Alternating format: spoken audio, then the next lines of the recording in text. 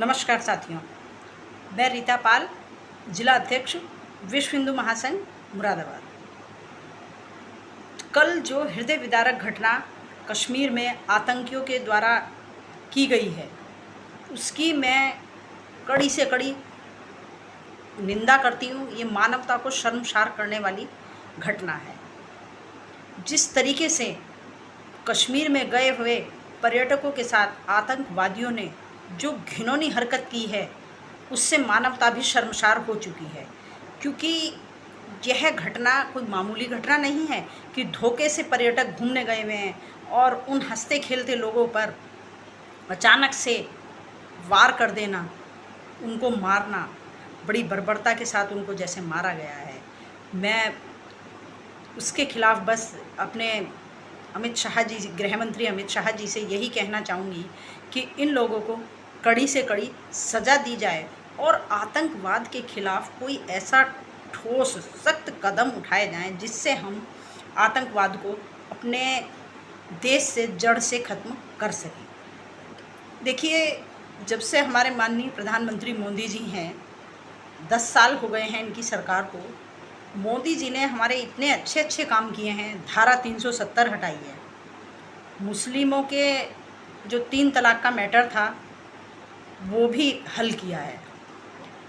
हमारे मोदी जी ने कश्मीर को इतना शांत बना दिया था कि वहाँ पर अब कोई भी व्यक्ति, पहले वहाँ पे इतना हक नहीं था किसी का कि कोई वहाँ पर जा भी सके। जो श्रीनगर का लाल चौक है, वो आतंकवाद के लिए एक इतना बड़ा, इतना दहशत का माहौल वहाँ पर रहता था कि वहाँ पर किसी को जाने से भी डर लगता था, बाहरी व्यक्ति को। कश्मीरी लोग भी डरते थे, लेकिन वहाँ पर आज तक कभी झंडा नहीं फहराया गया था। और जब से हमारे माननीय प्रधानमंत्री मोदी जी ने धारा 370 हटाई है, वहाँ पर हमारे देश का तिरंगा भी लहरा रहा है। तो मोदी जी ने इतना अच्छा काम किया है, धारा 370 हटाई है। अब वहाँ पर कोई भी आदमी जाकर अपनी प्रॉपर्टी भी खरीद सकता है। आतंकवाद काफ़ी हद तक कम हुआ है, लेकिन फिर भी पूरी तरीके से ख़त्म नहीं हुआ है। आए दिन हमारे भारतीय सैनिकों को मारा जा रहा है, आए दिन अटैक होते रहते हैं, कभी वहाँ के स्थानीय लोगों को मारा जा रहा है। तो ये बहुत ही निंदनीय घटना है। मेरा अपने माननीय गृह मंत्री अमित शाह जी से यही कहना है कि आतंकवाद के खिलाफ जो जंग लड़ी जाए, वो इतने मजबूत तरीके से लड़ी जाए कि हम आतंकवाद को अपने देश से उखाड़ फेंकें। और जिन लोगों ने इस कृत्य को अंजाम दिया है, ये लोग भी पाकिस्तानी ही थे। क्योंकि मैंने एक न्यूज़ में देखा है, तो वहाँ पर न्यूज़ में यही बताया जा रहा था कि इन लोगों का पहनावा भी पाकिस्तानी था और किसी न किसी आतंक लश्कर संगठन से ये ताल्लुक़ रखते थे। इन्होंने AK-47 से लोगों को इतनी बेदर्दी के साथ मारा। इन्होंने लोगों का धर्म पूछ कर लोगों को निशाना बनाया है। एक वहाँ पर अभी एक हमारे नौसेना के अधिकारी थे, उनकी शादी अभी 16 अप्रैल को ही हुई थी। तो वो भी अपनी पत्नी के साथ वहाँ पर घूमने गए थे, समय व्यतीत करने गए थे। उनकी आंखों के सामने ही, उनकी पत्नी की आंखों के सामने ही उनको मार दिया गया। उनकी पत्नी ने बोला, मैं जीकर क्या करूँगी, आप मेरे को भी मार दो। तो उन लोगों ने यही बोला कि हम तुम्हें नहीं मारेंगे, अपने मोदी जी से जाकर कह देना, जो करना हो कर लें। लेकिन उन लोगों को ये नहीं पता कि ये दुश्मनी बहुत महंगी पड़ेगी। जितना इन लोगों ने जिन के परिवारों को उजाड़ा है, उनके साथ शोक संतवनाएँ मैं उनके साथ हूँ।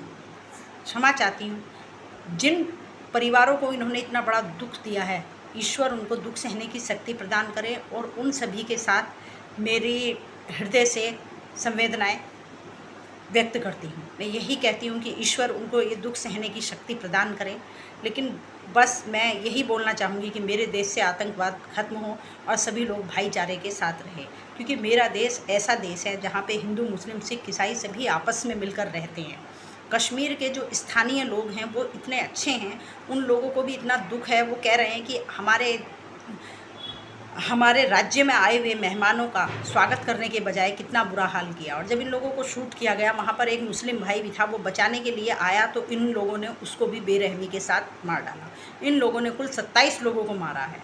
और मैं यही कहना चाहूँगी अपने माननीय प्रधानमंत्री नरेंद्र मोदी जी से कि सख्त से सख्त कार्रवाई की जाए और अपने देश से इन आतंकवाद के नाम निशान को उखाड़ कर फेंक दिया जाए। मेरा देश प्यार और प्रेम अमन का देश है। यहाँ पर सभी लोग मिलकर रहते हैं, सभी प्रेम से रहते हैं।